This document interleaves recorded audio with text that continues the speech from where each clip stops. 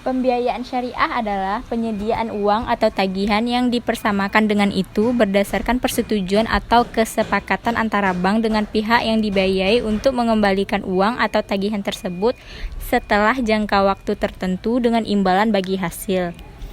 Pemberian pinjaman atau pembiayaan bagi nasabah berdasarkan prinsip bagi hasil jual beli atau sewa beli yang terbebas dari penetapan bunga dan memberikan rasa aman, karena yang diberikan kepada nasabah adalah barang, bukan uang, dan tidak ada beban bunga yang ditetapkan di muka.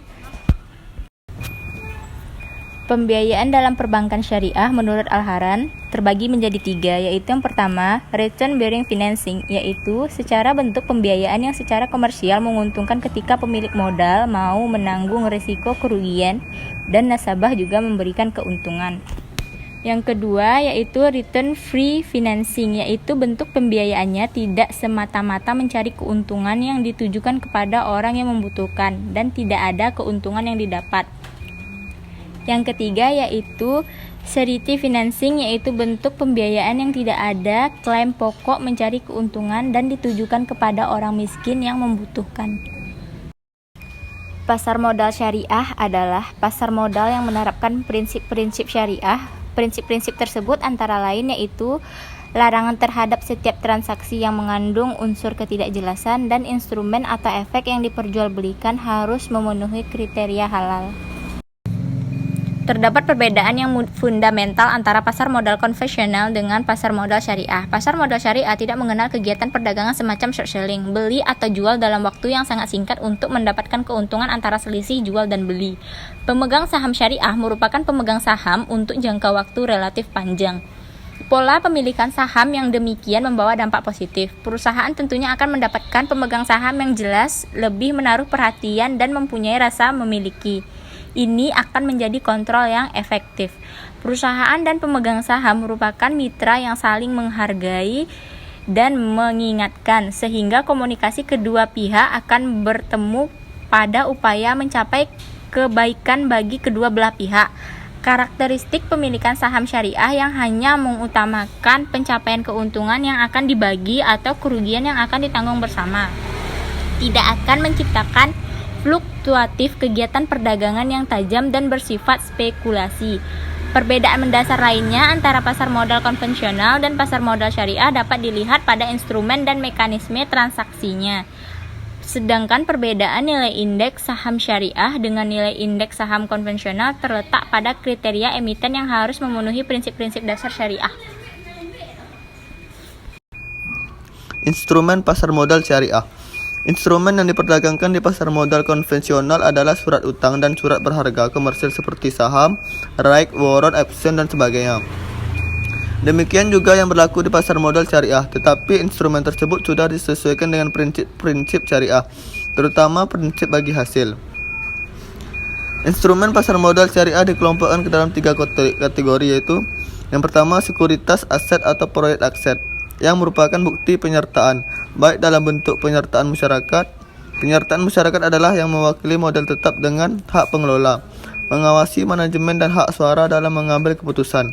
Sedangkan penyertaan mudarabah adalah mewakili modal kerja dengan hak atas modal dan keuangan tersebut, tetapi tanpa hak suara, hak pengawasan atau hak pengelolaan. Yang kedua, sekuritas utang atau penerbitan surat utang yang timbul atas transaksi jual beli atau merupakan sumber pendanaan bagi perusahaan. Ketiga, sekuritas modal. Sekuritas ini merupakan emisi surat berharga oleh perusahaan emiten yang telah terdaftar dalam pasar modal syariah dalam bentuk saham. Sekuritas modal ini juga dapat dilakukan oleh perusahaan yang sahamnya dimiliki secara terbatas dengan mengeluarkan saham atau membeli saham. Prinsip-prinsip syariah di pasar modal syariah. Yang pertama, pembiayaan atau investasi hanya dapat dilakukan pada aset atau kegiatan usaha yang halal, spesifik, dan bermanfaat. Yang kedua, karena uang merupakan alat bantu pertukaran nilai di mana pemilik harta akan memperoleh bagi hasil dari kegiatan usaha tersebut, maka pembiayaan dan investasi harus pada mata uang yang sama dengan pembukuan kegiatan usaha. Yang ketiga, akad yang terjadi antara pemilik harta dengan emiten harus jelas. Tindakan maupun informasinya harus transparan dan tidak boleh menimbulkan keraguan yang dapat menimbulkan kerugian di salah satu pihak. Yang keempat, Baik pemilik harta maupun emiten tidak boleh mengambil risiko yang melebihi kemampuannya yang dapat menimbulkan kerugian. Yang kelima, penekanan pada mekanisme yang wajar dan prinsip kehati-hatian baik pada investor maupun emiten. Contoh pembiayaan syariah. Misal si A membutuhkan pembiayaan untuk pembelian alat pembuatan kopi untuk usaha coffee shopnya. Si A datang ke fintech syariah untuk mengajukan pembiayaan pembelian alat kopi.